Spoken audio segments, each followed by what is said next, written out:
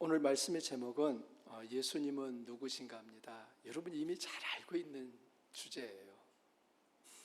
그런데 제가 다시 예수님은 누구신가라고 하는 이 주제를 우리 성도님들에게 가지고 온 이유가 있습니다.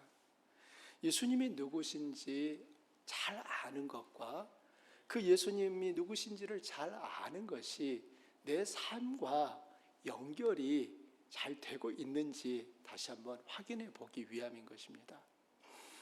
예수님이 누구신가를 보여주는 극적인 사건이 성경에 모두 한 3가지가 소개되어 있습니다. 첫 번째 사건은 예수님의 탄생이에요.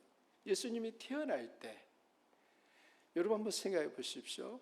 예수님이 남자를 가까이 하지 않은 처녀를 통하여 임신되었고 그가 태어납니다. 예수님이 태어나는 그곳에 별이 동방 박사들을 인도해서 데리고 옵니다. 동방 박사들이 이제 갓 태어난 아기에게 3가지 예물을 바칩니다. 그리고 헤롯 대왕이 어린아이들을 죽이려고 하는 것을 천사를 통해 알게 되어 그날 밤으로 애굽으로 피난을 가게 됩니다. 이렇게 예수님이 태어나신 그 일 자체가 예수님이 그냥 평범한 사람이 아니다라고 하는 것을 보여주는 일입니다.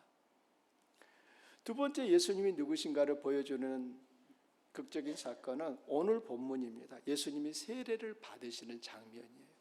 이 예수님이 세례를 받으시는 이 일과 연결되어서 예수님이 누구냐라고 하는 것을 우리는 알 수 있습니다. 세 번째 사건은 예수님의 십자가와 부활입니다. 예수님이 십자가에 달려 죽으시고 무덤에 장사되었다 다시 3일 만에 부활하신 그 사건은 예수님이 누구시냐라고 하는 여기에 대한 답을 주는 것입니다. 제가 앞에서 말씀드린 이 3가지 극적인 사건들은 예수가 누구요? 라고 물었을 때 그분은 살아계신 하나님의 아들이고 그리스도십니다 라고 하는 그 답을 제공하는 사건들이라는 것입니다. 그렇다면 여러분에게도 여쭙고 싶습니다. 여러분은 예수님을 누구라고 생각하십니까? 예수님이 누구십니까? 여러분의 친한 친구들이 도대체 예수가 누구야? 자네는 도대체 왜 그 예수를 그렇게 믿는 거야? 일요일날 내가 밥 사겠다고 해도 그 마다하고 왜 그렇게 교회 가겠다고 가는 거야? 예수가 나보다 더 좋아? 라고 물으실 때 여러분 예수님이 누구라고 여러분 대답하실 겁니까? 예수님도 성경에 보면 제자들에게 물으신 적이 있거든요. 사람들이 나를 누구라고 하더냐? 대답을 들으신 주님은 다시 제자들에게 그러면 너희는 나를 누구라고 생각하느냐? 라고 물으셨습니다. 우리가 예수님을 믿는다라고 하는 것은 예수님이 누구신지를 정확히 알아야 믿을 수 있는 거예요. 예수님이 누구신지도 모르면서 예수님을 믿는다면 사실 그런 일은 일어나지도 않지만 그렇게 예수님을 믿겠다고 달려든다면 건강한 믿음일 수가 없는 것입니다. 우리가 끊임없이 말씀 가까이 나아가야 되고 말씀을 우리 안에 자꾸 채우고 말씀을 통하여 확인받아야 되는 이유는 말씀 속에서 가장 정확한 답을 우리에게 제시하고 있기 때문입니다. 여러분은 예수님이 하나님의 아들이시고 그리스도심을 믿으십니까? 정말 확신하십니까? 예수님이 하나님의 아들이라고 고백하게 되면 여러분의 생명을 잃게 된다 할지라도 여러분은 예수님은 하나님의 아들이고 나의 구세주십니다 하는 그 고백을 하실 겁니까? 여러분이 죽는다니까요. 그 고백을 하게 되면.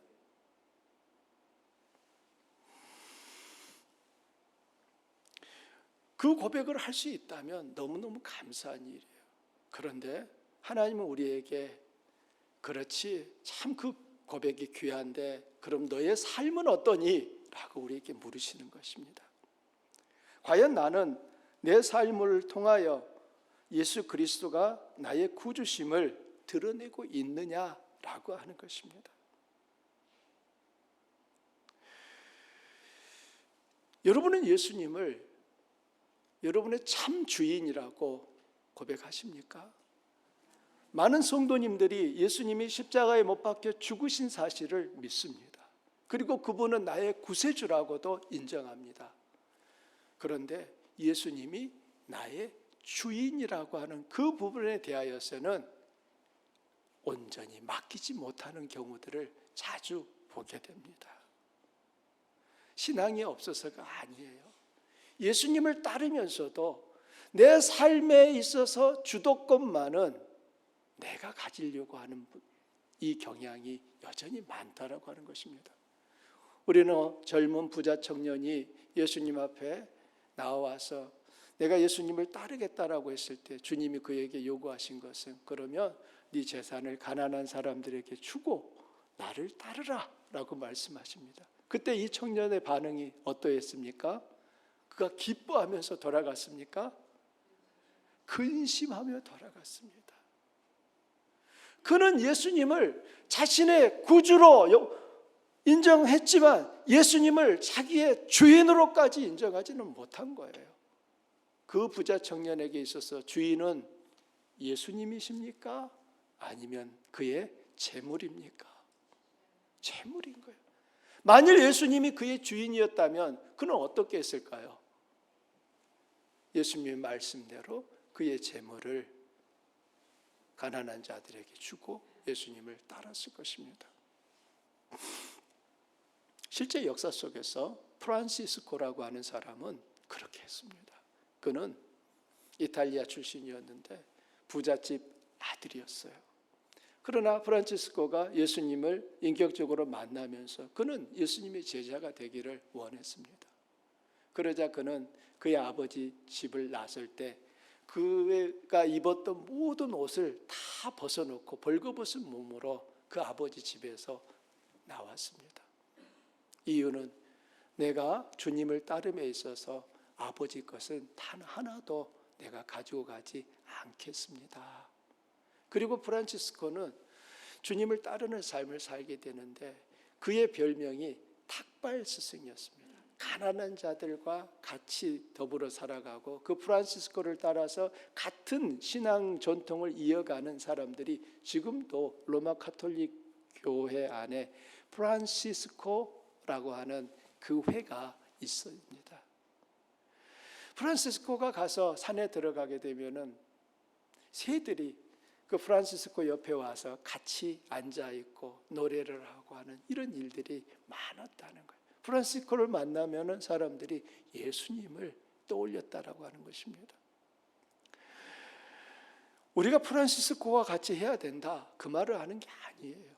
과연 정말 나는 내 삶에 있어서 나의 주인이 예수님이신 것을 나는 인정하고 살고 있느냐 보자는 것입니다. 예수님의 사역은 13절에 보면 이때라는 말로 시작을 하고 있습니다. 이때 예수께서 갈릴리로부터 요단강에 이르러 요한에게 세례를 받으려 하셨다라고 하는데요. 이때가 언제입니까? 이때는 하나님이 정한 때인 거예요. 예수님은 하나님이 정한 그 시간을 기다렸어요. 그리고 그 시간이 되었을 때 드디어 움직이기 시작합니다. 예수님은 어떻게 이때가 바로 하나님이 정한 그 시간이라는 것을 알았을까요? 세례 요한이 등장했기 때문입니다. 세례 요한은 이사야 선지자와 말라기 선지자가 예언했던 사람입니다. 하나님이 메시아를 보내실 텐데 그 그리스도를 보내실 텐데 메시아의 길을 준비하는 한 사람이 올 것이다. 그가 바로 엘리야다라고 말을 합니다. 3장 3절 2절과 3절에 보면 이사야 선지자가 했던 말이 기록되어 있죠. 광야에 외치는 자의 소리가 있어 이르되 너희는 주의 길을 준비하라. 그가 오실 길을 곧게 하라 라고 말을 합니다. 그리고 3장 4절에 보면 이 요한은 낙타 털옷을 입고 허리에 가죽띠를 띠고 음식은 메뚜기와 석청이었다라고 해요. 세례 요한이 광야에서 외치기 시작했고, 세례 요한이 입은 옷이 낙타털로 만든 옷과 또 허리에 가죽띠를 띠고 있었다는 것입니다. 그럼 왜 세례 요한은 이런 회개한 복장을 했을까요? 그것은 바로 열왕기하 1장 8절에 그 답이 있습니다. 열왕기하 1장 8절에 보면 엘리야를 어떻게 소개하고 있는지 여러분 한번 읽어보십시오. 그는 털이 많은 사람인데 허리에 가죽띠를 띠었더이다 하니 왕이 이르되 그는 디셉 사람 엘리야로다. 엘리야는 몸에 털이 많았던 것 같아요. 그리고 항상 허리에 가죽띠를 띠고 다녔던 것 같습니다. 세례 요한은 몸에 털이 있었을까요? 없었을까요? 없었던 것 같아요. 세례 요한은 몸에 털이 많지 않은 사람이었던 것 같아요. 그러자 그는 낙타 털옷을 입은 거예요. 마치 엘리야 선지자가 몸에 털이 많았던 것처럼. 그리고 그 낙타 털옷을 입고 허리에 가죽띠를 띈 것입니다. 누구처럼? 엘리야처럼. 세례 요한은 자기가 바로 이 엘리야로 보냄받은 선지자라는 사실을 인식하고 있었던 것이죠. 말라기서에 보게 되면은 이런 말씀이 있습니다. 여러분 함께 읽어보십시오. 보라, 여호와의 크고 두려운 날이 이르기 전에 내가 선지자 엘리야를 너희에게 보내리니 그가 아버지의 마음을 자녀에게로 돌이키게 하고 자녀들의 마음을 그들의 아버지에게로 돌이키게 하리라. 돌이키지 아니하면 두렵건대 내가 와서 저주로 그 땅을 칠까 하노라 하시니라. 여호와의 날이 이르기 전에 하나님이 선지자 엘리야를 보낸다는 거예요. 이 구약에 나왔던 불말과 불병거를 타고 올라간 그 엘리야가 다시 온다는 의미가 아니에요. 똑같은 존재가 온다 그 말이 아니에요. 하나님께서 선지자 한 사람을 일으킬 건데 그의 역할이 엘리야와 같은 역할을 하게 된다는 거예요. 사람들의 마음을 아버지께로 돌이키게 한다는 것입니다. 세례 요한이 했던 사역이 바로 이 일이었습니다. 세례 요한이 광야에 나타나서 회개하라 천국이 가까이 왔느니라 외치기 시작했을 때 사람들은 세례 요한의 그 외침에 반응하기 시작했습니다. 놀라운 일이 벌어진 거예요. 그 강팍한 마음의 사람들이 세례 요한의 그 외침 앞에 자기의 죄를 인식하고 요단강에 나와 세례를 받기 시작한 것입니다. 갈릴리에 있는 예수님의 귀에 세례 요한의 소식이 전해집니다. 어떤 요한이라고 하는 사람이 요단강에서 세례를 주는데 많은 사람이 그에게 세례를 받기 위해 나아가고 있습니다. 그는 낙타 털옷을 입고 있고 허리에 가죽띠를 띠고 있습니다. 예수님은 알아채신 거예요. 이제 아버지의 정하신 때가 되었구나. 그래서 예수님은 갈릴리에서부터 요단강으로 이동을 하시고 요한에게 세례를 받게 되는 것입니다. 그럼 예수님은 요한에게 세례를 받기까지 몇 년을 지금 갈릴리에서 사신 것입니까? 대략 30년인 거예요. 여러분 30년 동안 예수님은 뭘 하고 사셨을까요? 성경은 30년 동안 예수님이 뭘 했는지를 자세히 기록해 놓지는 않았습니다. 하지만 누가복음과 또 다른 성경의 그러한 짤막한 구절들을 참고해 볼 때 예수님은 목수의 직업을 가지고 사셨다는 것과 또 어릴 때부터 남다른 그런 말씀에 대한 총명함들이 있었다는 것들을 정도는 우리가 알 수 있습니다. 예수님은 그 집안의 장남이었습니다. 장남들이요, 장남들 어떻습니까? 장남, 장녀들이요. 여러분 가정에서 그 위치가 무거워요, 가벼워요? 물론 장남이기 때문에 아버지 밥상에 앉아서 쌀밥을 먹는 유일한 그런 특권도 누리지만 어려운 일이 주어지게 되면 장남은 다른 자녀들보다 솔선수범하여 그 역할들을 짊어집니다. 이게 장남이고 장녀잖아요. 맞이는 늘 가족 모두를 생각합니다. 예수님에게 동생들이 있었어요, 없었어요? 많았습니다. 많았습니다. 그러니까 이 로마 가톨릭에서 말하는 마리아는 동정녀다, 끝까지 죽을 때까지 동정녀였다라고 말하는 것은 사실 맞지는 않는 말이에요. 예수님을 낳을 때까지만 동정녀였고 예수님을 낳은 이후에 그의 남편 요셉 사이에서 예수님의 동생들을 낳기 시작합니다. 그 가운데 야고보서, 우리 신약 성경의 야고보서가 바로 예수님의 동생 야고보가 기록했는 성경인 거예요. 아이러니하게도 예수님의 동생들은 예수님을 메시아로서 인정합니까? 아니었어요. 예수님이 미쳤다 생각했죠. 그 동생들을 예수님은 30년 동안 돌본 거예요. 아버지 요셉을 대신하여. 아버지 요셉의 이야기는 성경에 거의 언급이 없습니다. 예수님이 아주 어린 시절에 잠깐 나오고 그 다음에는 요셉은 등장하지 않습니다.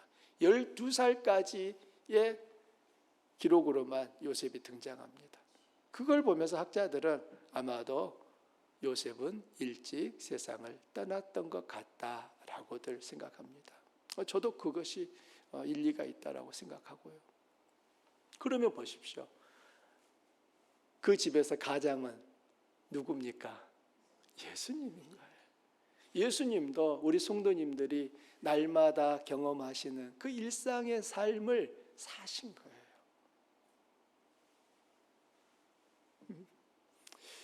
여러분, 목수라고 하는 그 직업을, 저는 그게 제가 우리 이제 이 집사님을 뵐 때마다 우리 집사님은 예수님과 직업이 똑같으시네요 라고 말씀드리곤 했었는데요. 그 목수의 일을 한다라고 하는 것은 많은 에너지를 필요로 하는 일이잖아요. 그 말은 예수님께서 가족 모두를 부양하기 위하여 고단한 삶을 예수님 역시 사셨다는 것입니다. 예수님은 날마다 나무 그늘 아래 앉아가지고 성경만 보시고 기도만 하신 게 아니었단 말이에요.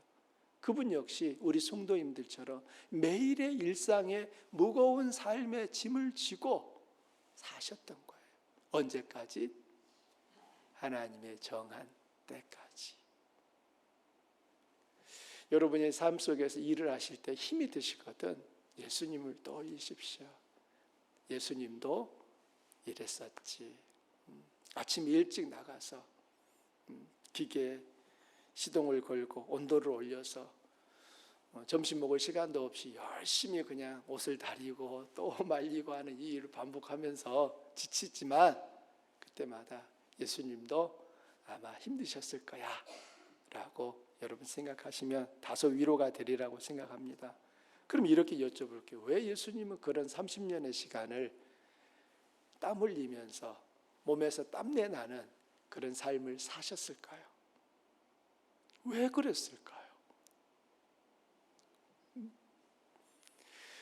예수님은 가족을 위해서는 돌을 떡으로 만들지는 않으셨어요. 동생들 배고파? 아무 걱정 마. 내가 빵 만들어 줄게. 돌 좀 몇 개 주워 와라. 이러지 않으셨단 말이에요. 예수님은 우리와 똑같은 자리에 서신 거예요. 여러분이 겪으시고 눈물 나는 그 상황을 예수님 역시 똑같이 겪으시고 그래야만이 우리 성도님들을 가장 잘 이해하고 도울 수 있기 때문에 스스로 그 삶으로 나아가셨던 것입니다.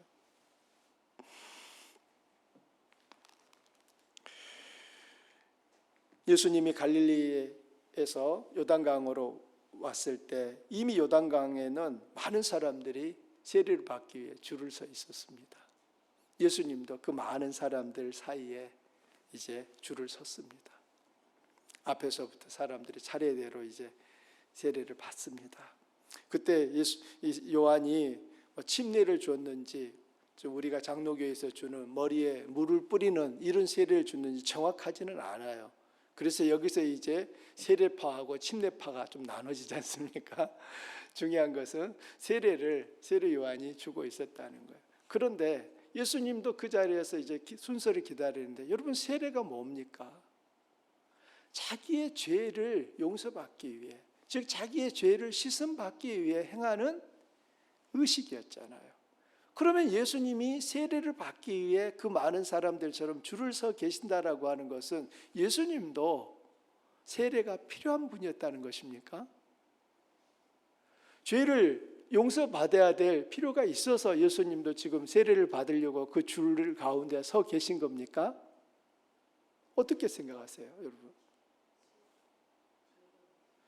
예수님은 죄가 없는 분이잖아요. 그런데도 예수님은 세례를 받기 위해 그 줄에 서 있는 거예요. 요한이 자기에게 다가온 예수님을 봤을 때 깜짝 놀랍니다. 그가 이렇게 말합니다. 14절에 보면요, 요한이 말려 이르되 내가 당신에게 세례를 받아야 할 터인데 당신이 내게로 오시나이까. 요한이 말렸다고 말해요. 자, 요한은 예수님을 보고 이분이 메시아다 단번에 알아봤습니까? 알아봤죠. 그러니까 요한은 방금 예수님 앞사람까지는 요한이 망설임 없이 세례를 줬는데 예수님을 딱 보는 순간 세례 요한은 멈칫하는 거예요. 내가 당신에게 세례를 받아야 되는데 어찌 당신이 저에게 세례를 받으려고 하십니까? 라면서 나 세례 줄 수 없습니다 라고 말을 하는 거예요. 그때 예수님의 대답이 15절입니다. 함께 읽어보십시오. 예수께서 대답하여 이르시되 이제 허락하라.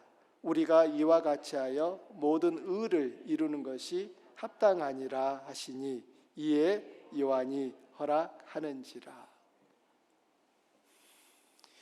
요한이 세례를 줄 수 없다고 하는 그 마음도 이해가 되고 요한에게 그래도 내가 세례를 너에게 받아야 되겠다라고 하시는 이 예수님의 마음도 우리는 둘 다 헤아릴 수 있습니다.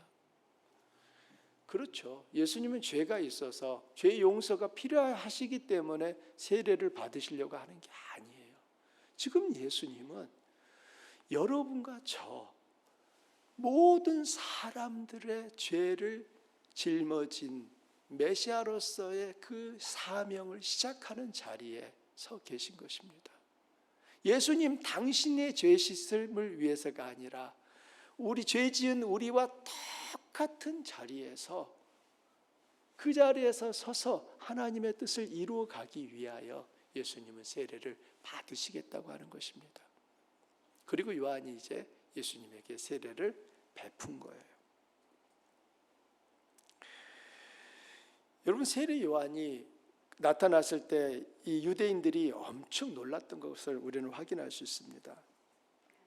만일 놀라지 않았더라면 그들은 이 이상한 사람에게 세례를 받기 위해서 그토록 나오지도 않았을 것입니다. 예루살렘에 그 네노라는 똑똑한 사람들도 다 세례 요한에게 세례 받겠다고 찾아왔다가 혼이 나지 않습니까? 이 독사의 새끼들 하면서 세례 요한이 막 혼내는 장면도 나오는데요. 왜 그렇게 그러면 이 사람들 세례 요한의 등장에 열광했던 것입니까? 이유가 있어요. 1세기 당시, 즉 예수님 시대의 유대인들은 자기 민족의 죄 때문에 하나님께서 자신들 가운데서 선지자들의 축복을 제해버리셨다고 믿고 있었습니다. 그들은 더 이상 선지자가 나타날 것을 기대하지 않은 거예요. 그도 그럴 것이 구약의 마지막 선지자였던 말라기 이후로 지금 시간이 약 400년이 흘러버린 거예요. 지금 세례 요한이 나타났을 때까지 말라기로부터 400년의 시간이 지나버렸는데 그 사이에 선지자가 나타나지 않았단 말이에요. 그러니 유대인들 마음속에서는 우리의 민족의 죄 때문에 하나님께서 더 이상 선지자를 보내시지 않는구나 라고 생각하고 있었습니다. 그러나 주의 날, 즉 심판의 날이 다가오면 그때는 하나님이 이스라엘을 준비시키기 위하여 선지자 엘리야를 보내실 거다라고 하는 그 기대는 있었습니다. 이러한 기대가 바로 말라기의 3장 1절과 4장 5절에 나온 사건이에요. 그런데 앞서 우리가 살펴본 것처럼 세례 요한의 복장이 지금 오리라 했던 그 엘리야의 모습과 똑같이 온 거예요. 그래서 사람들은 바로 저 사람이 하나님이 말씀하신 선지자구나 알고 그 요한에게 세례받기 위해서 나왔던 것입니다. 그럼 여기서 우리는 이제 이렇게 생각해야죠. 하나님이 왜 엘리야를 보내신다고 했습니까? 주의 길을 예비하도록 만들기 위해서. 그러면은 지금 이 세례 요한이 주인공인 거예요? 아니면 세례 요한 다음에 오시는 또 다른 분이 지금 주인공인 거예요? 세례 요한 이후에 지금 오시는 그분이 누군지를 지금 아직은 몰라요. 그런데 예수님이 요한에게 세례를 받을 때 바로 그 예수님이 누구신지가 선명하게 드러난 것입니다. 어떻게 드러납니까? 자, 16절, 17절을 읽어보십시오. 함께 읽어봅니다. 예수께서 세례를 받으시고 곧 물에서 올라오실새 하늘이 열리고 하나님의 성령이 비둘기같이 내려 자기 위에 임하심을 보시더니. 자, 여기서 잠깐 16절과 17절 나눠서 볼게요. 자, 이 16절 말씀에 보게 되면은 지금 비둘기같이 성령이 임했다라고 말하고 있습니다.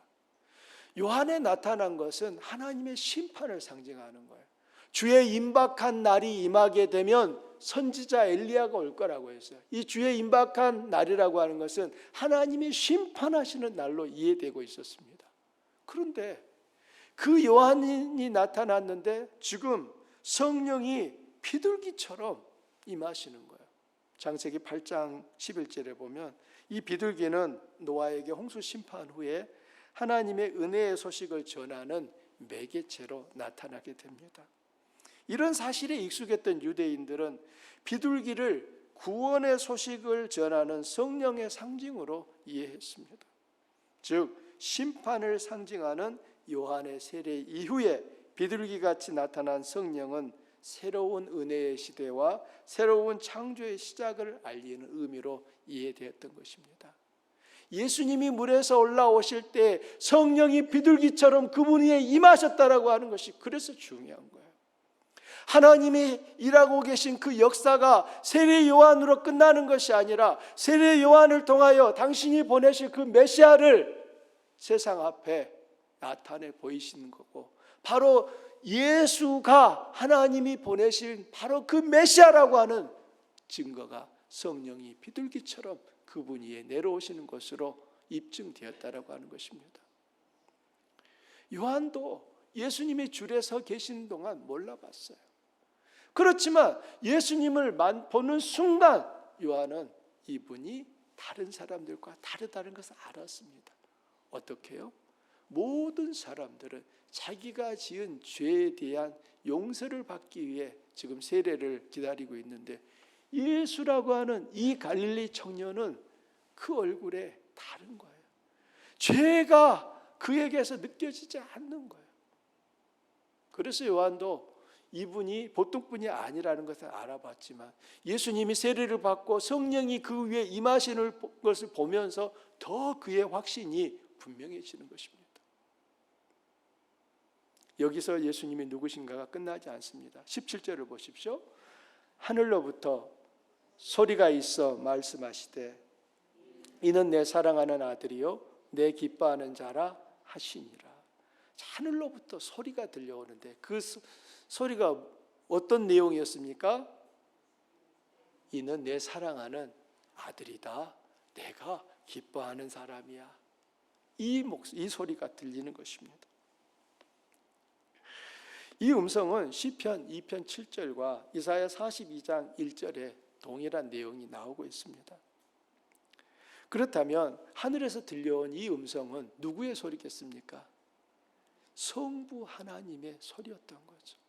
성부 하나님이 세례받고 올라오는 그 예수님을 향하여 말씀하시는 거예요. 이는 내 사랑하는 아들이다. 내가 이 아들을 기뻐한다. 라고 성부 하나님이 확인해 주시는 거예요. 그렇다면 보십시오. 우리는 예수님이 누구십니까? 라고 하는 이 질문에 대하여 어떻게 답을 해야 될까요?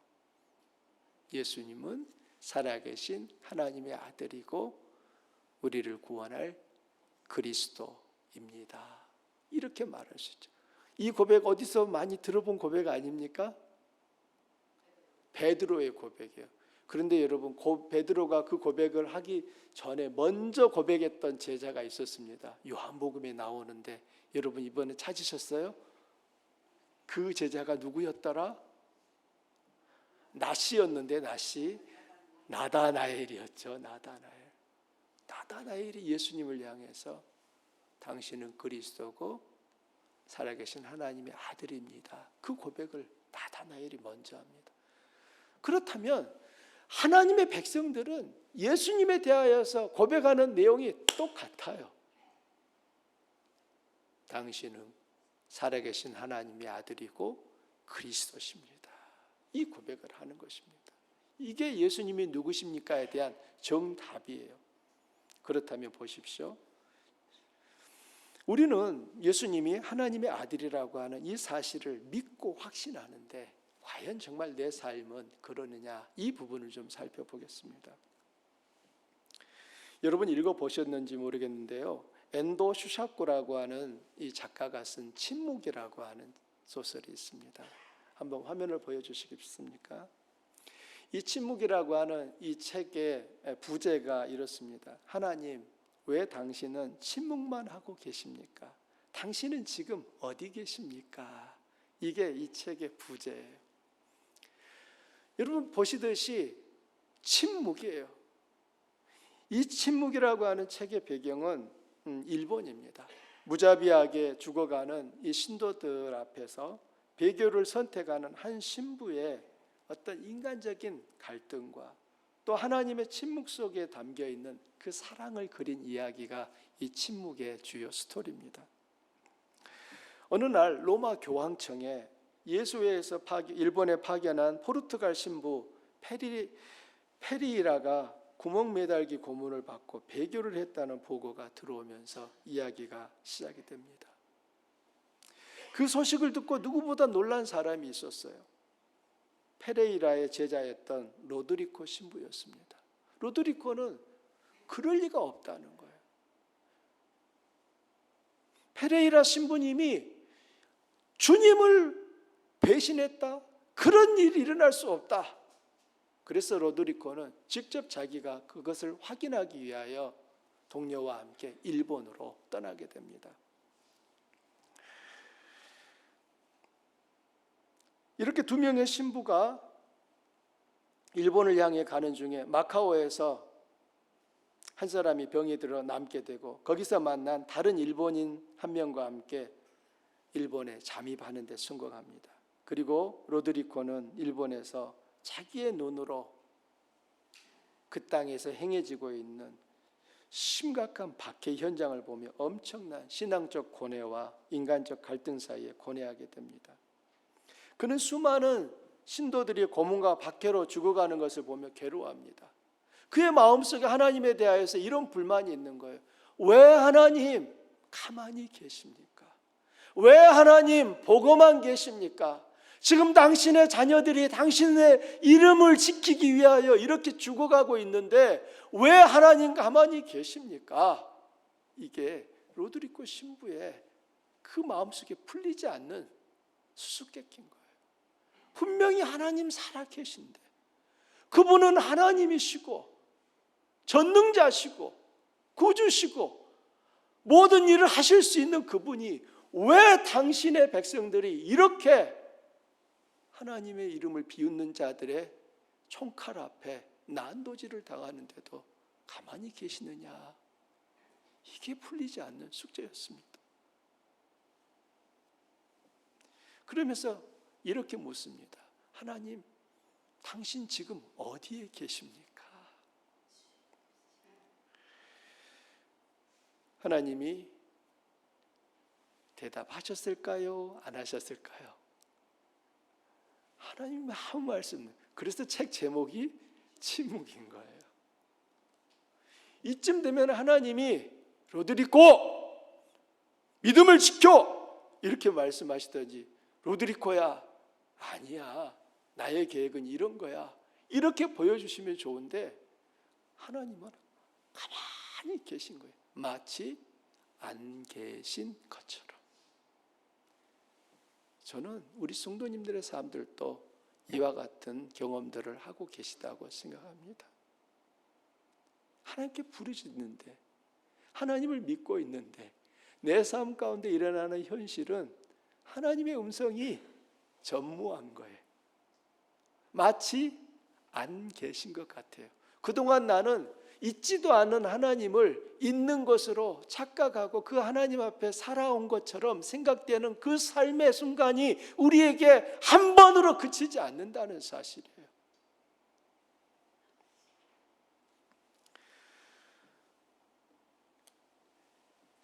그 시대에 배교할 것인지 순교할 것인지는 종이 한 장 차이였습니다. 엔도 슈샤쿠는 시커먼 이 발가락의 흔적으로 패이고 패인, 그래서 닳아버린 그 성화를 보면서 그 성화를 밟고 지나간 수많은 이들의 고통스러운 마음을 헤아리며 이 글을 쓴 것이었습니다. 자, 오른쪽 화면에 예수님 모습이 그려져 있는 저 판이 보이십니까? 저걸 일본 말로 후미에라고 부릅니다. 후미에는 이 일본의 에도 시대의 막부가 기독교 신자들을 색출해내기 위해서 사용했던 예수님의 얼굴이 그려져 있는, 새겨져 있는 목판이나 금속판을 부르는 말입니다. 저 후미에 지금 예수님의 얼굴이 그려져 있잖아요. 그러면 신자로 의심되는 사람을 잡아와가지고 그 앞에 후미에를 놓고 너 지금 저 후미에를 밟고 지나가라고 명령을 내립니다. 신자가 아닌 사람들은 후미에 앞에 왔을 때 망설임 없이 그 후미에를 밟고 지나가는 거예요. 그런데 신자들은 후미에 앞에 왔을 때 순간 머뭇거리는 거예요. 밟아야 되나? 지나가야 그 자리에 멈춰야 되나? 그 머뭇거리는 것을 보고 관리들은 저자는 기리스탄, 예수 믿는 자다, 그리스도인이다 라고 색출해내서 그와 그의 가족들을 다 몰살을 시켰습니다. 그때 사용했던 도구예요. 엔도 슈샤쿠가 보니까 저 후미에 시커먼 발자국들이 찍혀져 있고 그 밟은 그 발가락들로 인해서 예수님의 형상이 이 후미에가 닳아버린 거예요.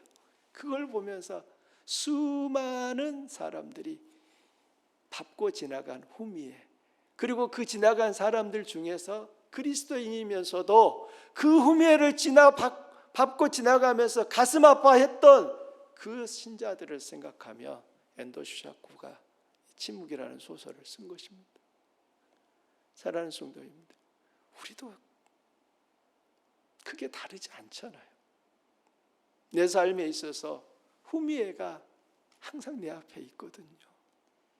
밟고 지나갈 것인지 아니면 내 목숨을 내놓을 것인지. 밟고 지나가면 살아요. 그런데 밟고 지나가지 않으면 나는 내 목숨을 대가로 내놓아야 되는 거예요. 여러분, 쉬운 일일까요? 내 삶에 있어서 내가 예수님을 믿는 것 때문에 지불해야 될 그 대가들에 대해서 우리 역시 망설일 때가 있지 않습니까?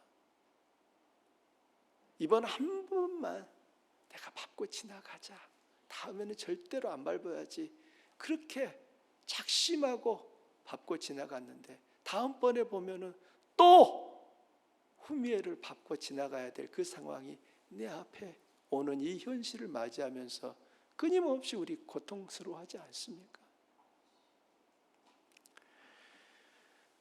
서두에서 드렸던 질문으로 다시 돌아가 봅니다. 예수님이 그리스도심을, 또 하나님의 아들이심을 여러분 확신하시죠? 그러면 과연 나의 삶은 예수님을 나의 주인으로, 그리스도로, 나의 신앙 고백대로 내가 과연 살고 있느냐라고 하는 것입니다. 제가 여기서 여쭤보는 이 질문은 100% 그렇게 하고 있습니다, 이 답을 기대하는 게 아니에요. 방향을 저는 여러분에게 묻는 것입니다. 후미에를 밟으면서 아무런 마음의 가책 없이 밟고 지나가는 분과 후미에를 밟으면서 자기 가슴에 못이 박히는 것 같은 아픔을 느끼면서 지나간 성도는 그 삶이 같을 수가 없는 거예요. 우리가 동일하게 예배당에는 올 수 있습니다. 동일하게 밥 먹을 때 기도할 수 있습니다. 동일하게 예수는 나의 구주라고 고백할 수 있습니다. 그러나 정작 어떤 나의 이권과 연관된 내가 이해할 수 없는 어떤 현실이 펼쳐진 그 상황 앞에서 나는 과연 주님을 나의 구주로 온전히 인정하고 있는지, 아니면 그 순간에 나 역시 하나님 왜 침묵하십니까? 지금 어디에 계십니까? 라고 하면서 주님 앞에 큰 상심 가운데 실망한 모습으로 서 있는 우리는 아닌지 돌아보자는 거예요. 방향은 중요합니다. 하나님은 용서하시는 분이니까 내가 잘못했다고만 하면은 그분은 언제든지 용서해 주셔, 이런 생각으로 그 일에 대해서 싸우지도 아니하고 물러서 버린다면 그걸 좋은 건강한 신앙이라고 하기는 어려울 것입니다. 하나님이 우리를 보시는 것은 내가 정말 믿음을 따라 살아가려고 몸부림치는데 안 되는 부분이 있는 거예요. 내가 약해서, 아직은 내가 부족해서, 때로는 도무지 그렇게 할 수밖에 없는 경우에 우리는 가슴을 쥐어짜면서 주님, 제가 이번에는 이렇게 합니다만 제가 다음에는 이렇게 안 해보렵니다, 이 마음을 가지고 후미에를 밟고 지나가느냐 스스로 생각해 보셔야 된다는 거예요.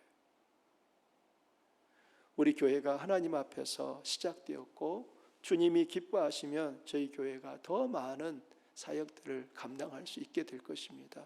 중요한 것은 우리가 감당할 그 사역이 아니라 바로 우리들 한 사람, 여러분 자신인 거예요. 하나님은 우리가 맺는 그 열매만 기뻐하시는 게 아니라 하나님은 그 열매보다 먼저 여러분 자신을 기쁘게 받으시는 것입니다. 창세기에 보면 가인과 아벨이 하나님 앞에 제사를 드렸습니다. 그때 눈에 띄는 한 부분이 있습니다. 하나님이 뭐라고 하느냐? 하나님이 가인과 아벨과 그 제물은 받으셨으나 가인과 그 제물은 받지 않았다라는 부분인 거예요. 우리는 가인이 바쳐드린 제물, 아벨이 바쳐드린 그 제물 때문에 하나님이 아벨을 받으시고 가인을 내친 것으로 생각하는데 그 반대입니다. 하나님이 아벨을 먼저 받으셨기 때문에 아벨이 드리는 제물을 기뻐하셨던 것이고, 하나님이 가인을 받지 않으셨기 때문에 가인이 드리는 그 예물을 받지 않으셨던 거예요. 우리는 하나님 앞에 내가 어떤 일을, 열매를, 결과물을 자꾸 드리려고 하는 데 있어서 여기에 관심을 갖기 이전에 나 스스로가 먼저 하나님이 받으시는 귀한 산 제물이 되어야 한다는 것입니다. 이게 우선순위입니다.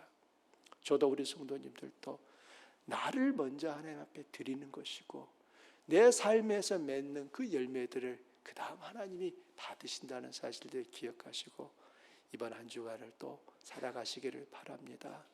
예수님이 누구십니까? 그 질문에 대하여 우리는 입술만의 고백이 아니라 내 삶으로서 주님이 나의 구주 되심을 입증하고 드러내려고 하는 그 삶의 몸부림으로써, 그리고 그 몸부림 가운데 넘어지는 그 자리가 있다손 하더라도 다시 그 자리에서 일어서서 주님을 향하여 나아가는 그 발걸음을 내딛는 복된 성도들 되시기를 축복합니다. 우리 함께 기도하겠습니다.